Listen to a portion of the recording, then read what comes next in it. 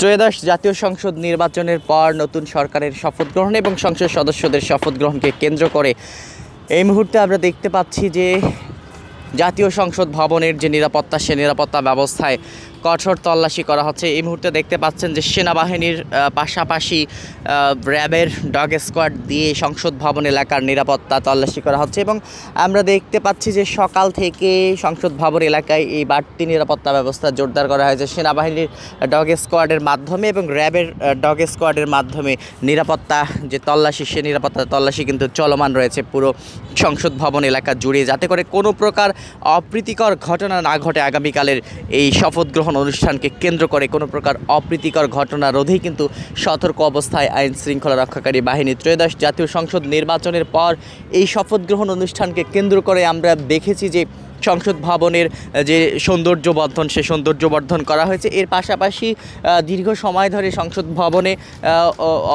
অধিবেশন না হবার কারণে কিন্তু এই সংসদ ভবনের যে পরিচর্যা নতুন করে, সেটি কিন্তু পরিচর্যা নতুন করে করা হয়েছে। এর পাশাপাশি সৌন্দর্য, এর পাশাপাশি নতুন করে দেখতে পাচ্ছেন যে সংসদ ভবনের সামনে ফুল গাছ লাগানো হয়েছে।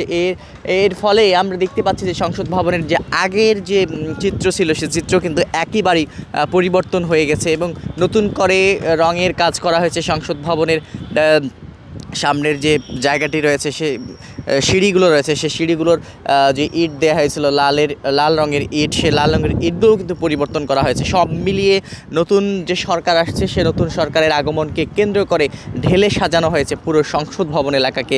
এবং এই মুহূর্তে আপনাদেরকে দেখাচ্ছিলাম সেনাবাহিনীর তল্লাশি চলছে, পাশাপাশি র্যাবের তল্লাশি চলছে, ডগ স্কোয়াডের মাধ্যমে নিরাপত্তা তল্লাশি করা হচ্ছে, যাতে করে এই জায়গাটিতে ঘিরে কেউ নাশকতামূলক কোনো কর্মকাণ্ড পরিচালিত করতে না পারে বা কোনো নাশকতামূলক কর্মকাণ্ড পরিচালিত হলে কোন ব্যবস্থা নেবেন, সেগুলো নিয়েই কিন্তু আইন শৃঙ্খলা রক্ষাকারী বাহিনীর সদস্যরা সতর্ক অবস্থায় রয়েছে। এবং আমরা দেখতে পাচ্ছি যে এখানে সতর্ক অবস্থায় আইন শৃঙ্খলা রক্ষাকারী বাহিনীর সদস্যরা এই সংসদ ভবন এলাকার নিরাপত্তা তল্লাশি করাচ্ছে। যেহেতু আগামীকাল সংসদ ভবনে এই দক্ষিণ প্লাজায় নতুন সরকার গঠন হবে এবং নতুন সরকারের শপথ গ্রহণের পাশাপাশি সংসদ সদস্যদের শপথ গ্রহণ হবে। এই সংসদ সদস্যদের শপথ গ্রহণকে কেন্দ্র করে আইন শৃঙ্খলা রক্ষাকারী বাহিনীর এই তদারকি কিন্তু আমরা দেখতে পাচ্ছি এবং বাংলাদেশ সহ বিশ্বের বিভিন্ন দেশের শীর্ষ পর্যায়ের নেতারা কিন্তু এই শপথ গ্রহণ অনুষ্ঠানে আসবেন, যে কারণে বাড়তি নিরাপত্তা ব্যবস্থা নেওয়া হয়েছে সেটি কিন্তু আমরা